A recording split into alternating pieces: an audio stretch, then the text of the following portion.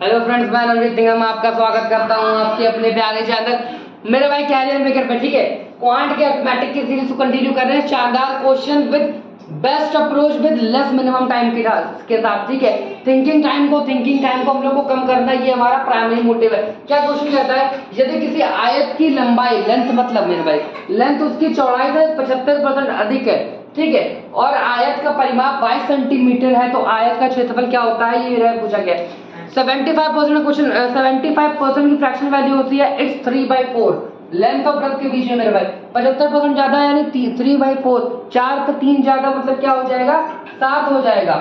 परिमाप का फॉर्मूला होता है मेरे भाई 2l + b। ठीक है, l + b 7, 7 4 11 दूनी 22, यानी मतलब सारी इक्वल वैल्यूज दी हुई है। लेंथ 7 है, ब्रेड्थ 5 है, 4 है। आयत का क्षेत्रफल पूछा गया है, द एरिया ऑफ रेक्टेंगल क्या होता है, l × b होता है, l × b होता है मेरे भाई। तो 7 × 4 कितना हो जाएगा, 28 सेंटीमीटर। इस सवाल का सही जवाब हो जाएगा। कम लिखना है, सोचना ज्यादा है, दिमाग लगाना है। अगला नंबर सीरीज 4, 15, 22, 27, 30 क्वेश्चन मार्क आगे पूछा मिसिंग नंबर सीरीज। जैसा कि मैंने कहा था कि जब भी सीरीज धीरे धीरे ग्रेजुअली आपकी इंक्रीज करेगी तो आपकी प्रायोरिटी क्या रहेगी, हमें बीच के नंबर के बीच का डिफरेंस चेक करना होगा। 4 में क्या जोड़े 15 आ जाए तो मेरे भाई 11। ठीक है, 11 से 15 होता है, यहाँ पे डिफरेंस 11 का है। 15 से 22 जाएंगे 7, 15 से 7 22 होता है, यहाँ पे 7 का डिफरेंस है। 22 से 27 जाएंगे, डिफरेंस 5 का है मेरे भाई। 11 7 5 प्राइम नंबर चल रहे हैं, आगे देख रहे हैं, यहाँ पे 3 का डिफरेंस, यहाँ पे 2 का डिफरेंस, सीरीज आगे कंटिन्यू बढ़ रही है। तो 30 में 2 जोड़ देंगे तो क्या हो जाएगा, 32 हो जाएगा। एक बात आपके जानने के लिए, जब भी जिंदगी में जब भी कहीं कहा जाए the largest even prime number, इस लाइन में जब भी यूज किया जाए तो आंसर क्या होगा, 2, क्योंकि 2 एक इकलौती संख्या है जो अभाज्य भी है, इवन भी है। इसके अलावा और कोई भी संख्या हमारी प्राइम नहीं होती। ठीक है, इसकी शॉर्ट लेकर भाई आगे चलते हैं। भाई मेरे क्वेश्चन की लेंथ लग रही है, सॉल्यूशन एक लाइन का है मात्र।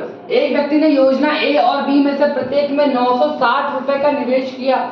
यदि योजना ए मतलब स्कीम ए में 8 साल के लिए 7.5% की वार्षिक दर से साधारण ब्याज, पकड़ना क्या क्या है, साधारण ब्याज प्रदान करती है, और योजना बी स्कीम बी में 4 साल के लिए 12.5% की दर से वार्षिक दर से साधारण ब्याज प्रदान करती है, तो दोनों योजनाओं के बीच के ब्याज का अंतर मेरे भाई, एक तरीका होता है दोनों का निकालो घटाओ, बेवकूफी करना ही नहीं है भाई। अगर दोनों के लिए हमारा 960 इक्वल है तो हम लोग परसेंटेज में खेलेंगे। 7.5 का 8, देखो सीआई हमारा जो सिंपल इंटरेस्ट होता है, एसआई होता है, वो हर साल से बराबर होता है। 7.5 को 8 से 7 56 होता है मेरे भाई, और 0.5 मतलब 8 का आधा 4 क्या हो जाएगा, 60 हो जाएगा। This is 60%। अंतर निकालना है, डिफरेंस निकालना है, कितने के लिए 12.5% का 4 से 12 चौक मेरे भाई क्या होता है, 48 होता है, और इसका आधा क्या हो जाएगा, 50 हो जाएगा। तो 60 और 50 डिफरेंस कितना हो गया, 10%। 960 का 10% क्या होगा, 96 आंसर 96, 96 मेरे भाई आंसर आ जाएगा, 96 रुपए आ जाएगा।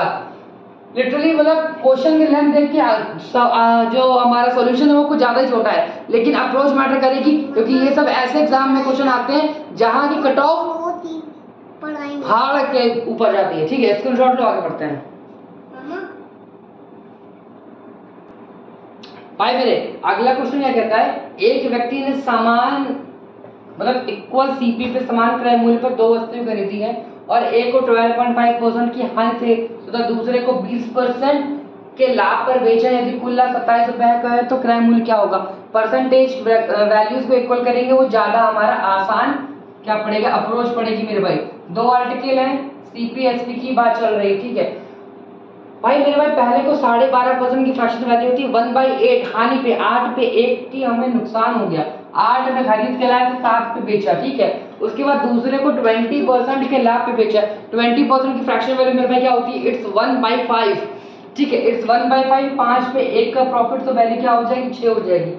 क्वेश्चन ने कहा था कि समान क्रय मूल्य है, सीपी सेम है, 8 और 5 के मेरे भाई एलसीएम क्या होता है, 40 होता है। हम दोनों को क्या करेंगे, 40 बना देंगे, ऊपर 5 से मल्टीप्लाई कर देंगे, नीचे हम 8 से मल्टीप्लाई कर देंगे। अब देखो हमें करना क्या है, हमें इससे मतलब नहीं, मतलब हमें हमारे खाली सीपी से है। तो यहाँ क्या बनेगा, ये 35 बन जाएगा, और ये क्या बनेगा, 8 × 48 बन जाएगा। ठीक है, इसको 40 40 लिख रहा हूँ, चलो लिखिए लो अपनी मन की संतुष्टि के लिए। ये भी 40 है, ये भी 40 है। 40 से हम क्या पहुंचे, 35 पहुंचे। यहाँ तो हमारी कमी हो रही है बेसिकली, ठीक है। 40 से हम क्या पहुंचे, 48 पहुंचे। तो ओवरऑल हमें फायदा कितने का हुआ, 3 का हुआ। क्वेश्चन ने तो कहा था कि हमें 27 का फायदा हुआ।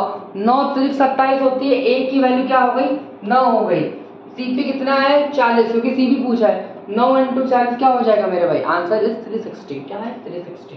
तो हमारा मेरे भाई जवाब क्या हो जाएगा, 360 रुपए। एक बार इसकी फिर से सुन लो, मैंने क्या बोला। पहले आर्टिकल को 12.5% के लॉस से बेचा, दूसरे आर्टिकल को 20% के प्रॉफिट से बेचा। क्वेश्चन ने मेंशन किया था, मैंने नहीं, कि दोनों आर्टिकल के जो सीपी है, कॉस्ट प्राइस है, क्रय मूल्य है, जिस पर सामान खरीदा जाता है, वो मेरे भाई कैसा है, वो हमारा इक्वल है, ठीक है। देखो 12.5% इट्स 1/8, 8 पे 1 का हमें लॉस हो, 8 की चीज को 7 बेची। 20% का प्रॉफिट इट्स 1/5, 5 पे 1 का प्रॉफिट 6।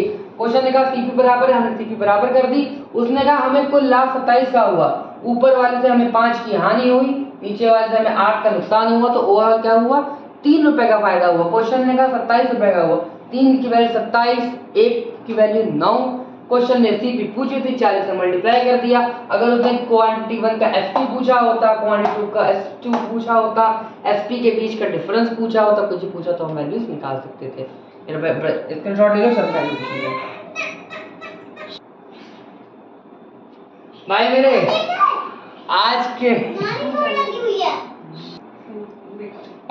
आज के हमारे प्रश्न का लास्ट क्वेश्चन है, क्या है, पूरा नहीं लिखा है मैंने, लेकिन आपको समझने के लिए बहुत है कि ए और बी के जो प्रेजेंट एज का रेशियो वो 9:5 है।